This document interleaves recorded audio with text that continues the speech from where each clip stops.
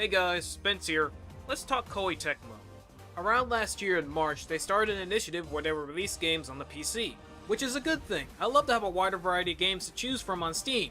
That being said, when it comes to Koei Tecmo, a lot of their Steam releases have varying port qualities. Frequently, aspects are delayed or outright removed, such as online modes or English voice acting.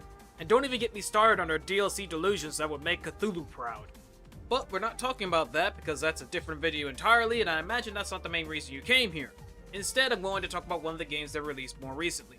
Samurai Warriors 4 2. The game takes place in Japan during the Sengoku period. Depending on which campaign you take will determine which point during the Sengoku period you'll be on and what side of the conflict you'll be on, depending on which conflict it is. You start with 5 different campaigns, and you unlock 7 more as you progress through them, so expect your perspective to be bouncing around a bit. Now, while all the major companies are trying to unify Japan, the game really focuses more on the characters, and then namely their things that they're dealing with. But the thing is, I have 2 real issues with the plot. First off, if you don't have a whole lot of Japanese history under your belt, chances are a lot of it won't appeal to you, and will probably come off as a generic story in a Japanese setting. The second issue is the weird emphasis on characters, mainly because, well, they don't have enough time to really establish themselves as characters, especially with all the time jumps they have in between fights, and they don't even explain how much time has passed between them. And yeah, they have personalities, kind of, but for the most part you just learn about personality quirks and their goals, and you don't really feel that invested in their causes. If you ask me to describe any character while not using the word determined or their physical appearance to describe them to you, I'd be up a creek with no boat. Whether they are trying to maintain historical accuracy or not, the plot itself is relatively boring, and I imagine even a Japanese history buff would have issues staying invested in it.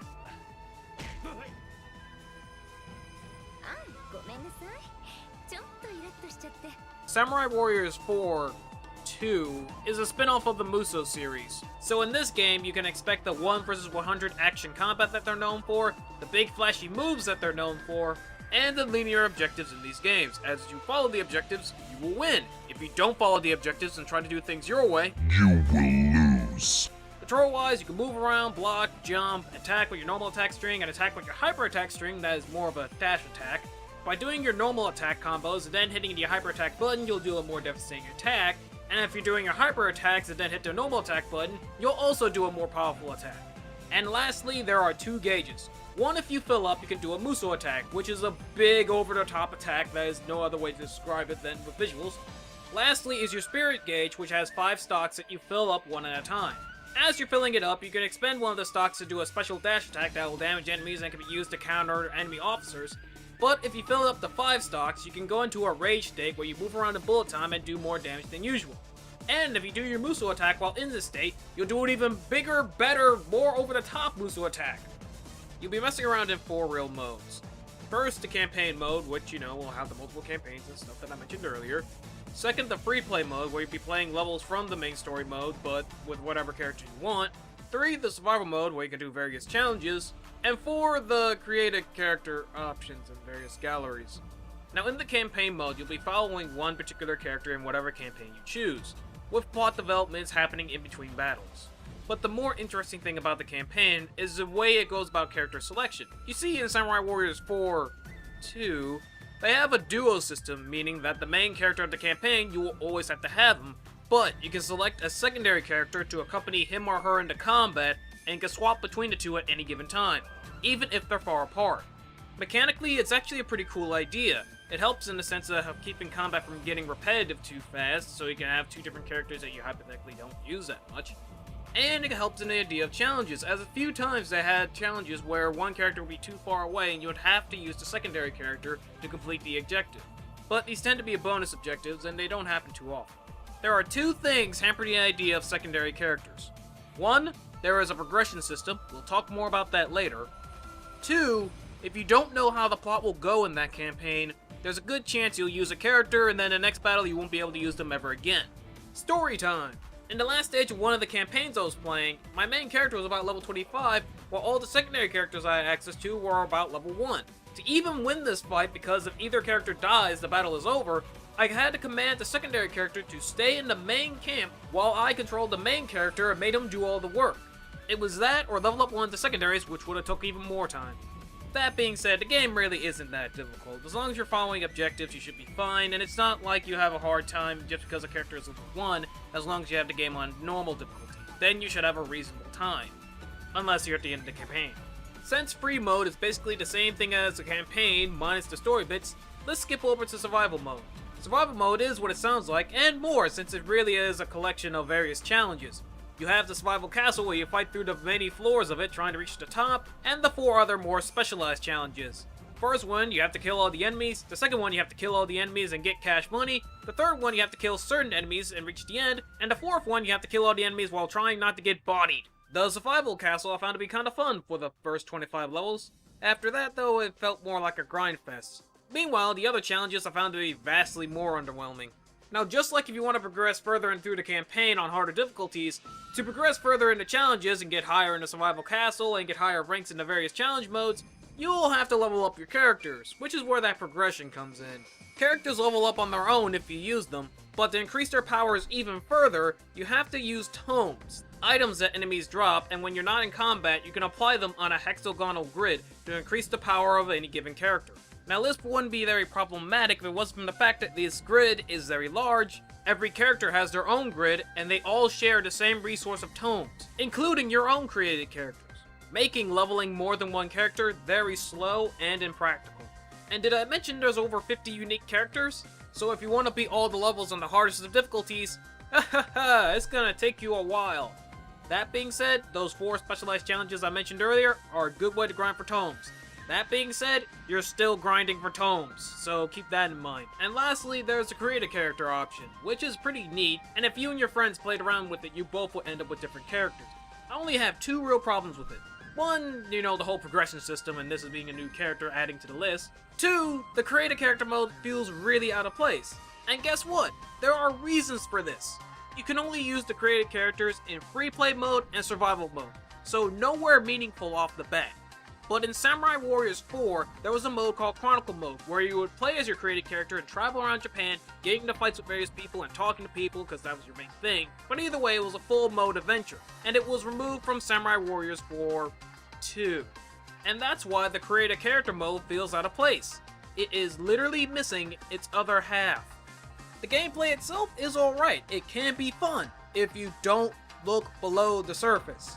The gameplay is really shallow, and some of the systems with it outside the duo character system just don't lend any depth to the game. Like, why do we have a grid leveling up system? Well, really, so we can get off content on the harder difficulties, so you'll have to do something else as opposed to doing that for some reason. There's a weapon upgrade system that I didn't even mention, and guess what? The only reason you would ever want to get involved with that is if you're trying to reach the top floor of the survival castle.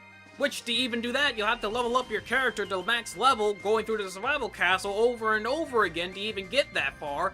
Meanwhile, it's the same thing for the challenges. Gotta get your character up to max level if you want to get A ranks and then unlock things such as Musashi and Kujiro. Ugh. And that's not even mentioning that certain battles that happen in multiple campaigns, you play them the exact same way regardless of what character you are, unless you're on the other side of the conflict. In short, it's mindless fun if you treat it as mindless fun, and if you try to get more difficulty or challenge out of it, that's when some of the issues can pop up. Now for the elephant in the room with the $113 price tag. Alright, let's keep this short. It's not the fact that some of the DLC is running at a price that's a good portion of the game's price, it's not the fact that all DLC together is more than double the actual game's price, and it's not the fact that the DLC isn't bundled in a humane fashion to make it affordable. Okay, actually all of these things. But also, it's the fact that it's all widespread across what it is. You got DLC for weapons and music that might as well be in the game. You got DLC for costumes that cost as much as the game. You got DLC for scenarios and stages because why not? We're already down the hole. DLC for horse armor. Yes, I'm counting it as horse armor. I don't care if there's a horse in the armor, you're still selling it. So my thoughts on the DLC? Yeah, that's pretty accurate. Presentation-wise, it's alright. It has a reasonable amount of resolution options and a good amount of options for the game's settings, though no V-Sync settings, so sorry V-Bros. The gameplay itself runs at 60, though it likes to tank whenever I start recording, while cutscenes are relegated to 30, but those aren't the highlight of the game. The characters, as opposed to their personalities, are surprisingly colorful, though compared to everything else, they feel a little out of place at times since, well, how many ladies do you know walk around with big pink afros? Now think of how many ladies you know walking around with big pink afros during the Sengoku period. Look, even Nobunaga can't handle it! On the soundtrack front, it's another case of music not standing out in the context of the game, but by itself, it's actually alright. Some tracks in Samurai Warriors are actually pretty good, but that being said, that doesn't apply for all the tracks, so it really comes down to more of opinion. In short, the presentation is okay. Could it be better? I guess, but I mean, it works for the most part. And that's Samurai Warriors 4. 2. Would I recommend this game? No, not for 50, not for 40, maybe 30, but this is just silly. The game is far too shallow, and while it can be fun for your first go-around, you can't look too deep into it because the systems in place don't add anything to the experience. The weapon system doesn't add anything to the experience, the hexagonal grid upgrade system doesn't add anything to the experience, the horse upgrade system really doesn't add anything to the system. I know this since I never had to mention it at any point in time until now. And the survival castle just works to act as one big Skinner box. In short, it's a game that can be fun, and maybe if you got it for a good price and could get your friends in on it, maybe it could be a bit more fun. But for the most part, mindless fun that's very shallow is not worth $50. At least not in this case. Hello again, thanks for watching. If you happen to like this sort of content, drop a like, comment, subscribe, and maybe tell a friend who'd also be interested in this sort of content. In the meantime, you can check out the previous video I did by clicking on the left down notation. It'll take you to my Assault Android Cactus video, which is a pretty dang fun game.